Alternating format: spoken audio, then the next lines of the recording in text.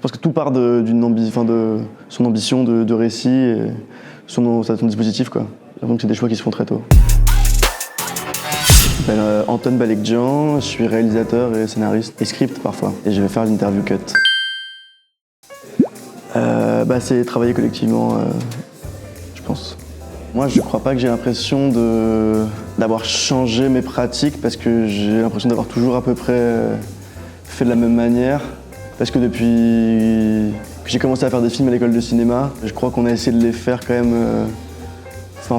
avec peu de moyens et très collectivement. Du coup, ça a impliqué de les faire dans des rapports de hiérarchie du coup assez collectifs, quoi.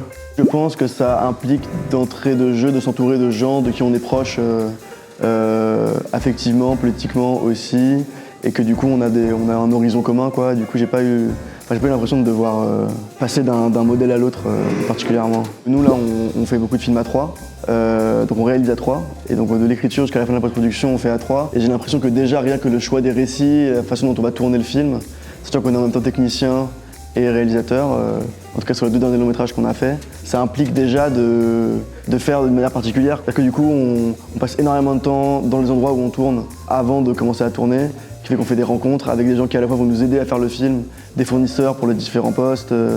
En fait, aussi trouver des moyens de ne pas envahir les endroits dans lesquels on travaille. Un tournage, ça peut facilement être quand même une entreprise un peu envahisseuse. Du coup, on se sent, dès l'écriture, j'ai l'impression, le récit qu'on va raconter, je pense que ça joue, quoi.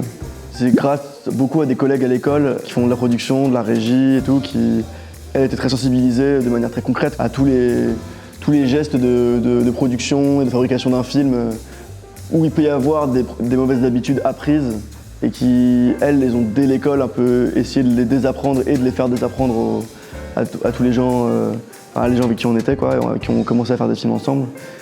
Du coup, je pense que c'est à ce moment-là où il y a une réflexion, mais qui allait aussi avec une réflexion en dehors du cinéma, de toute façon, qui était de comment on fait dans la vie et dans plein d'autres projets pour faire attention et aussi pour faire collectivement. Je pense que c'est le nerf de la guerre, quoi. Pas à plusieurs, du coup.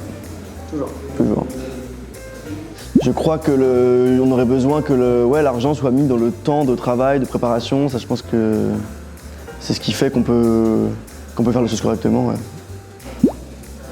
Non, j'allais dire les transports, mais en même temps, ça change quand même pas si difficilement. Non, j'ai l'impression qu'il y a beaucoup de choses qui sont changeables. Non, mais je veux dire, on peut faire un film tout seul avec sa caméra, donc finalement, je pense que tout part de son ambition de récit et son dispositif, quoi.